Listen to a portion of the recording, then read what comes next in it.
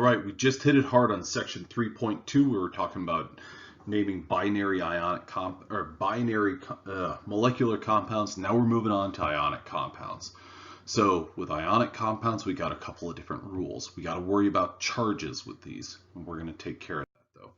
So we're dealing with ions. Ions are atoms or groups of atoms. This is a very important distinction. Individual atoms or groups of atoms that have gained or lost electrons. So ions that have they are going to have a negative or a positive charge. If they are a cation, that means they have a positive charge. If they are an anion, that means they have a negative charge. So what that means is, well, if they're negatively charged, that's an anion. If they're positively charged, that's a cation. So keep those terms straight.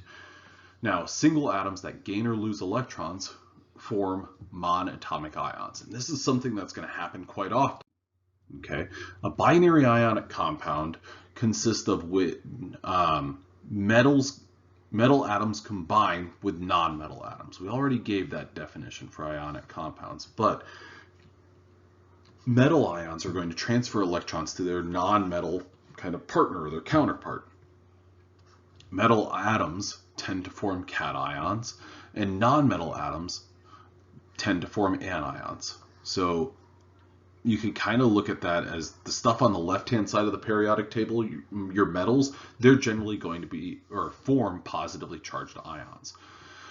Atoms of some elements form only one type of ion. Others can form more than one type of ion. Okay, this is the display of all of the common monatomic ions. This is not every single one of them. These are the most common ones that we'll see. One thing that I want you to notice is stuff in group 1. Let's look at lithium, sodium, potassium, rubidium, cesium, francium. They're all +1. They like to form +1 ions. In group 2, they like to form +2 cations. Okay. Now, in the middle here, your transition metals, well, we got +2s, +3s, +2s, +3s. We got +2, +3, +4. We got +1, +2. These are kind of all over the map. You can't really say, oh, well, because they're in this group, they form this. That, or relying on that, is really kind of limited to groups 1 and 2, part of group 3, part of group 5, 6, and 7. When we get over to 5, 6, and 7, though, we're dealing with nonmetals. These nonmetals like to form anions.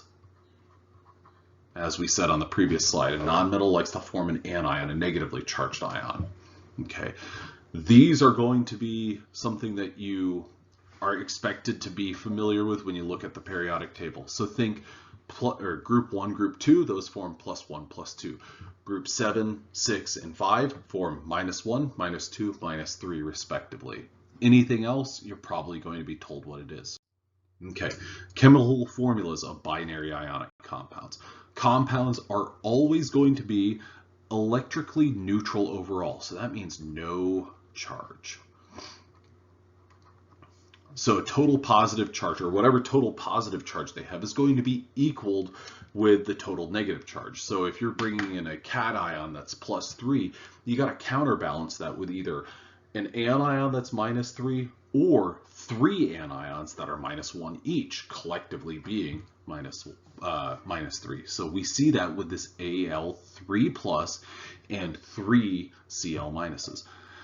This +3 is negated by not a -3, but instead 1, 2, and 3 -1s. Okay. Now, example 3.6 here. Determine the formula of an ionic compound made from Al and O. So the first thing that you want to do is obtain the charges. Aluminum ions are in group 3. They're one of the ones that form +3 charges. Oxygen atoms have a -2 charge. Okay, so those are not equal to one another. What would I have to do? What we need to do is we need to find the least common multiple of each one of these, Al and O, the smallest number for a subscript to give us, well, equal charges, or charges that cancel one another out. Now, you're going to use the subscripts to total up the number of each individual atom that's there. So if we say Al is +3 and O is -2. Well, if you have 2 of these, that would give you an overall charge of +6. And therefore, if you have 3 of these, 3 of those would give you an overall charge of -6. So what that means is if you had the formula that's at the bottom of the screen here, Al2O3, you've got something that's neutral altogether. I hope this helps.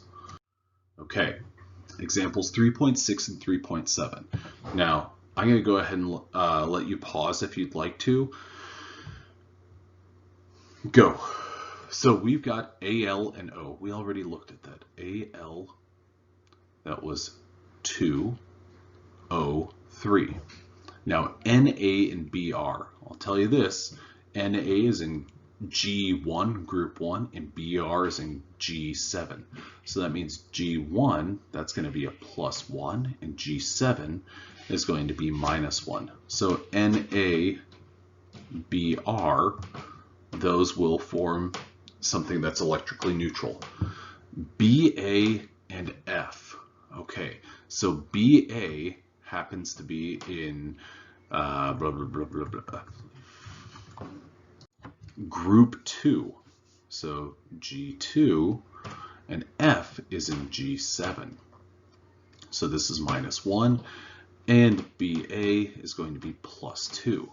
Okay, so what that means is we have to come up with, well, 2 negatives to negate the 2 plus. So what that would look like is something like this, BaF2, because that would give us 2 fluorides, which that would be a -2 charge, and we've got Ba that's +2. Okay, now Pb4 plus and oxygen. Oxygen is in G6 or group 6, so that's a -2 anion. Now, if we've got lead, Pb4 plus, that means we've got to come up with 2 of these oxygens. So if we had PbO2, we'd be in good shape. Now, calcium is Ca2 plus. Calcium is in G2, and oxygen is in G6 or group 6, so that's -2. So, well, heck, these cancel out perfectly. CaO. All right, I hope that was helpful. Now, using formulas and charges to determine the charge of an ion. So this would be something where you look at a compound and you say, okay, well, I know what the charge of this is, but I don't know what the charge of this is. Iron and chlorine present an interesting combination. FeCl2 is electrically neutral, as is FeCl3. Okay, how does that work out? Well, clearly something in there is going to have a different charge than, well, in the other formula unit there. So what we do when we look at that is we use the charge of the chloride ion, so the nonmetal. We say that that nonmetal is going to be -1, and the total charge of that compound is going to be 0. So if Cl is -1 and there's 2 of them, that means you've got a -2 charge being contributed by the chloride. Therefore, to make this electrically neutral, what does this Fe have to be? +2. Okay, now a little bit of a curveball here. Cl3, there's 3 of them. It's a -1 charge. That's going to be -3. Fe, well, that's got to be +3. So what we've got here is iron being a +2 charge and a +3 charge, well, in different molecule, or well, heck, in different setting, it could be a +2 or a +3 charge. All right, now what's the charge of the cation in each of these formulas? Okay, so what we're doing is we're again going to use our nonmetal. Oxygen in this Cu2O, oxygen is going to be -2. How many oxygen are there? Only 1. So what that means is that this Cu, or these 2 Cus, have to come up with a charge of +2. Okay, well there's 2 of them. So Cu here, let me just, is going to be +1. CuO, again, oxygen's -2. Therefore, Cu has to be +2. Okay, remember our metal was our cation. We used our nonmetal as our basis to determine the charge of that cation. Now, polyatomic ions. And in case you're thinking, wow, this is really going by pretty quickly, actually, I'm going to go ahead and stop right here, and I'll do another video on polyatomic ions. I hope that previous video, though, was helpful.